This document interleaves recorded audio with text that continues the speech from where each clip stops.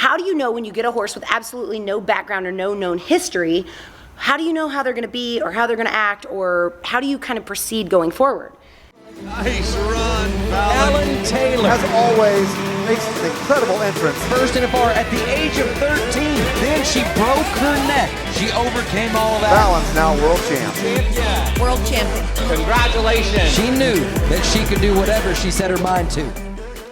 What's up, Flomies? Welcome back. I'm so excited because today it is 81 degrees right now, which means that Dupe can get a bath. And I've been craving to do this because she has all this mud from the kill pin still caked on her, and it's just been way too cold. I mean, I was so bundled up the last time that we were actually getting to groom on her, and now all of this hair is coming off because she's got good feed and good supplements. So I'm really excited.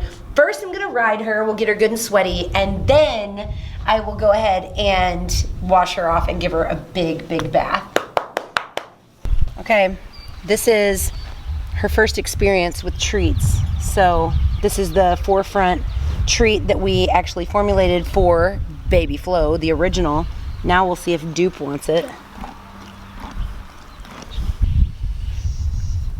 Haha, nice. Is that good? The good stuff? I'll make sure to link everything that I'm using today because I'll show you guys the supplements and all that good stuff. Okay.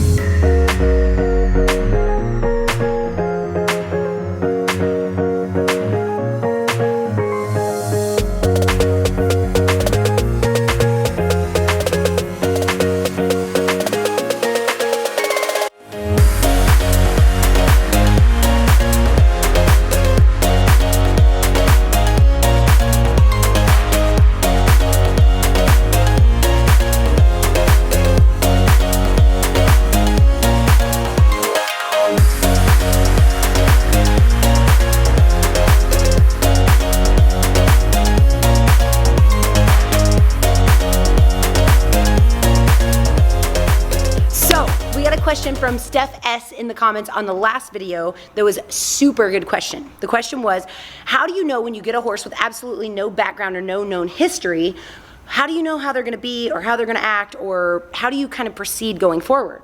So for this horse and any horse, what we do first is treat them like they've never been ridden.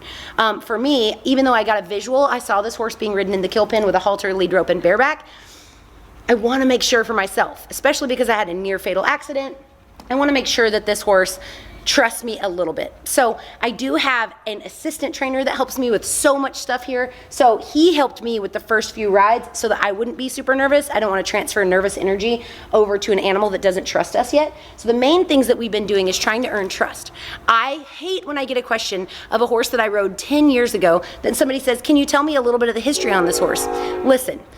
What you're seeing when somebody's been away from an animal for several years is just a representation of the relationship between the last owner and the horse. They're just telling you how they were treated from that person.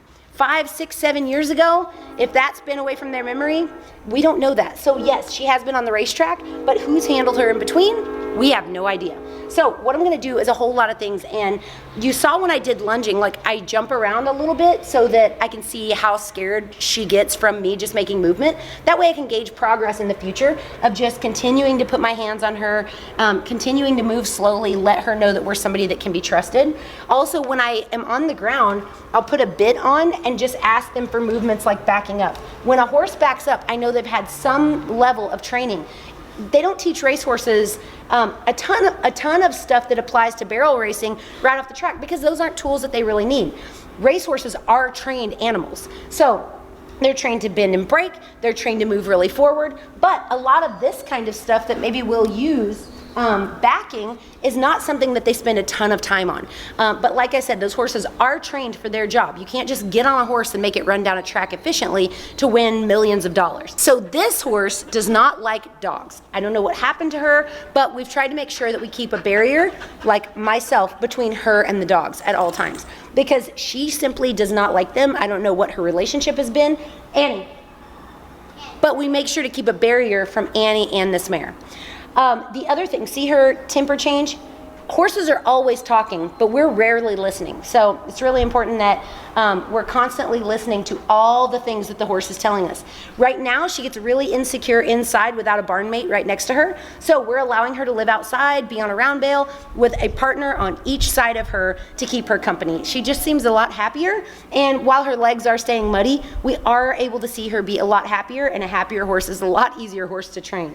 So later on, we're gonna check out back time and see how much of that she's had.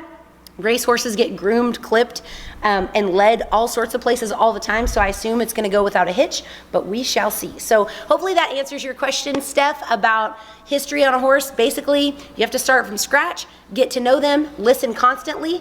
See, one of her pasture run mates are moving around, so she's really attentive to that right now. So all of these things, I have to really, really, really listen to all the signals she's giving me as we go forward. So hopefully that answered your question. If you have a question, make sure to hit me up in the comments. I'll do my very best to answer it.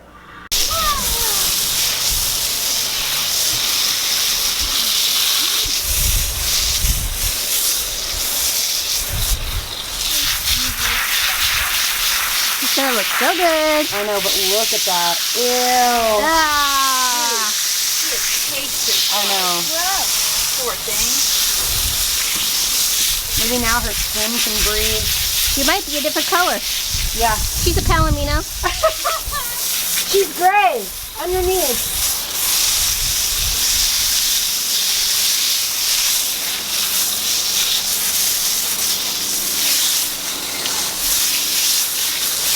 Yeah, look at all that hair coming off. I know.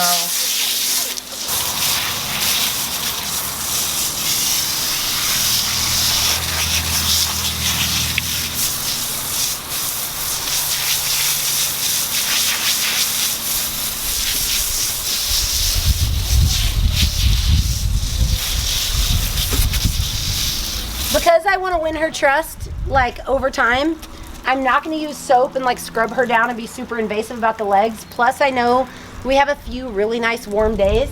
So today I just wanted to test out with water, but you can see all the mud on her face. I don't want to like be that invasive right now. So today is just get the first layer of dirt off. Tomorrow I'll go through and wash her with soap and work my way down to her legs. But all right now is just a phase of us getting to know each other, and I don't want to violate her personal space. But I'm dying to see her look all shiny and sparkly, right? Like, aren't you? So that's it for today. I hope that you guys loved today's vlog. Thank you so much for all the support on my kill pin horse. This rescue means so much to all of us, and I hope it inspires you and brings you so much hope and joy. Tomorrow, a brand new virtual barrel racing league race will start up. Tomorrow will be race 4. Yes. Race 4 will get started. OMG, I can't wait to see. Last week we had NFR girls, PRCA rodeo winners. I can't wait to see you see your name right up there with them. I might even enter, Cody might even enter. We're gonna wait and see, but we think we're ready to actually enter. But I'm so excited. You guys can go enter. Even if you're just getting started or beginner, I encourage you to go check it out over at virtualbarrelracingleague.com. Thank you guys so much for watching. And like I always say, don't forget to count your blessings, drink your protein, and say thank you to Jesus. See you next time.